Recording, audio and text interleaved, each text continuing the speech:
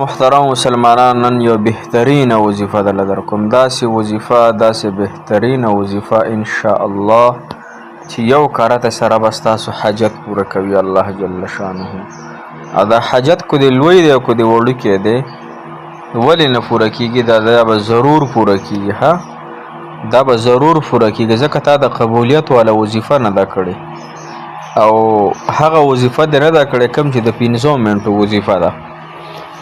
او حاجت روا و مشکل کشا رب صرف الله جل شانه دی. ها، تاسو وظیفو باندې یقین ساتئ، خو وظیفې هله کار کوي چې د الله تعالی سره مرسته وي، د الله تعالی په حکم او ارادې سره وي، د الله تعالی د شان مطابق وي. الله جل شانه حاجت روا هم دی، مشکل کشا هم دی، حاجتونو پوره کول والا څوک دی؟ لا اله الا الله، صرف الا الله دی، لا الا الله دی، ها، صرف الله دی. مشکلات آسانیدو والا څوک دی؟ الا الله، الله دی. ها، غم بیماری د دې ختمولو والا څوک دی؟ الا الله، صرف یو الله جل شانه دی. نو چې زما ستاسو لومبی فرصت کې لومبنی زما ستاسو د الله تعالی په ذات او په صفات باندې یقین محکم وي چې رب کریم ورکولو والا رب دی. نن که څوک ګناه کوي نو هغه خپل آخرت تباه کوي، که څوک شراب څکي نو دته دا فتح ده چې آخرت کې زما یعنی د خلاصي ذریعه نشته. یعنی څوک چې ګناه کوي دا فتح ده چې آخرت نشته. څوک چې ګناه کوي نو دته دا فتح ده چې آخرت نشته، ځکه ګناه هغه انسان کوي چاته چې پته وي چې آخرت نشته.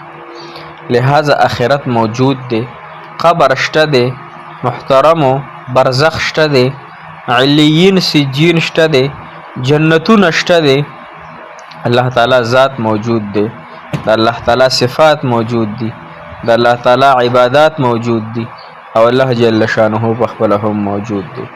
څونه مسلمانان چې دی او وایي چې الله تعالی د زمونږ دعا هم قبول کی، زمونږ د الله تعالی حاجت هم قبول کی، نو په دې یوه شپه کې په دې 5 منټو کې الله تعالی پوره کولو والا ذات دی. الله تعالی هغه ذات ته انما امره اذا اراد شیئا ان یقول له کن فیکون. الله جل شانه په خپل فرمایي چې زه د یو کار اراده وفرمایم، د یو څیز د پیدا کولو اراده وکم، د یو حاجت د پوره کېدو اراده وکم، یو بیمار د صحت کولو اراده وکم، باران راوستلو اراده وکم، د هر څیز چې زه اراده وکم نو زه یم کن شا فیکون، نو هغه څیز چې شي موجود شي. هغه رب سره چې زما ستاسو واسطه ټیک وي، هغه رب سره چې زما ستاسو تعلق ټیک وي، نو انشاءالله دا هر څه په ترتیب سره کېږي. که چېرې خپل رب خفه کړی وي منګه، خپل رب منګ نه ناراضه وي، نو بیا منګ ډېر کوم وظیفې وکړو که نه، الله الله ووایو، نو زمونږ حاجتونه نه پوره کېږي. لومبی خپل رب سره تعلق برابرول دي، د ګناهونو نه ځان بچ کول دي. السلام علیکم ورحمت الله وبرکاته. ډېر معزز و محترم و قابل قدر مسلمانان رونو خویندو، انشاءالله تاسو به روغ جوړ یې، په صحت به الله تعالی مو دغه رنګې خوشحاله او کامیاب او کامران لره، د دواړو جانه خوشحالۍ، عزتونه، راحتونه هم په نصیب شه. څه چې غواړئ الله جل شانه دې تاسو ته درکړي، څه نه چې فنا غواړئ الله تعالی د هغې نه فنا درکړي، څه چې هم د زړه مراد وي الله جل شانه دې تاسو ته پوره کړي. محترمو، نن زمونږ ټافک هغه د قبولیت دی، هغه د قبولیت والا وظیفه ده. هغه د جمعې شپه او که د اتوار شپه یو که ټولې د الله تعالی شپې دي، خو د جمعې شپه پکې ډېره زیاته بهترینه وي. لہذا د نوح علیه السلام چې کله په تکلیف کې شو نو هغه یو دعا وغوښتله، ربي انی مغلوب فانتصر، ای زما ربه زه بېبسه یم، ته زما مدد وکړي. ته بېبسه یې کو نو چې حاجت دې نه پوره کېږي. موږ ټول بېبسه یي، زموږ ټولو په وس کې څه نشته، زموږ ساه هم په وس کې نه ده. که دا ساه موږ نه اوس الله تعالی وباسي نو موږ مړه کېږو.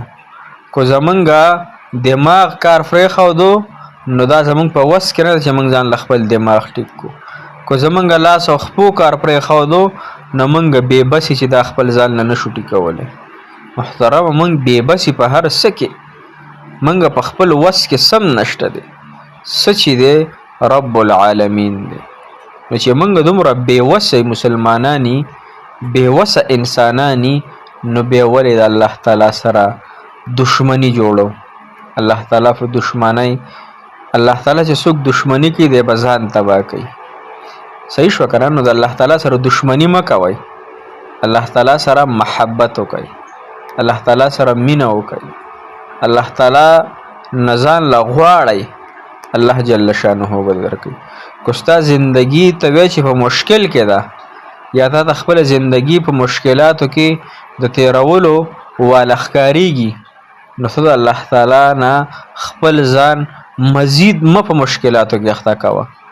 ګوره یو انسان دی په مشکلاتو کې اخته دی، خو دی مزید که ته ګناهونه کوې نو نور هم په مشکلاتو کې راګیرېږي. لهذا چې کوم مشکل کې ته ګیرې نو خپل رب ته توجه وکړه، خپل رب سره تعلق برابر کړه او د ګناه نه توبه وباسه. نن یاره زه یم چې په کثرت سره څومره مشکلات راځي که نه، دا د ګناهونو په دولت سره راځي. څو نفتونه، مصیبتونه، طوفانونه، زلزلې، څه چې راځي دا زما او ستاسو عمل دی. ګوره کله چې ما تاسو صحیح که نه، نو ما تاسو به حکمرانان هم صحیح راځي. نن زما حکمرانان هم بې کسه دي، بې وسه دي. نن هغوی هم زمونږ همدرده نه دي، ځکه موږ د الله تعالی دین همدرده نه، موږ د الله تعالی سره وفا ونه کړه، نو موږ سره خپل حکمرانان وفا وکړي. الله تعالی را کړی وجود، الله تعالی را کړی صحت، الله تعالی را کړی عافیت، دا الله تعالی سره موږ په وفایۍ کې تیر نه کړو، بې وفایي الله تعالی سره کوو.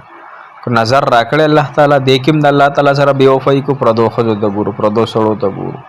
که غوږونه را کړي دا هم د الله تعالی نعمت دی، دا هم الله تعالی وفایي موږ سره کړی، موږ بې وفایي د الله تعالی په ګناهونو کې استعمالو. که ژبه الله تعالی را کړې د الله تعالی نعمت دی، دا د الله تعالی وفا ده ما تاسو سره چې ژبه یې را کړې د غوښې ټوکړه د خبرې کوي. ځناور سره زما او ستاسو نه غټه ژبه ده، د سنډا سره یو ګز ژبه وي، الله تعالی صلاحیت نه دی ورکړی. د اوښ سره د انسان نه غټه ژبه وي، د سپي سره د انسان نه غټه ژبه د الله تعالی صلاحیت نه دی ورکړی. دا هم تاسو اشرف المخلوقات الله تعالی را باندې قسم خوري، والتین والزیتون وطور سینین وهذا البلد الامین لقد خلقنا الانسان فی احسن تقویم.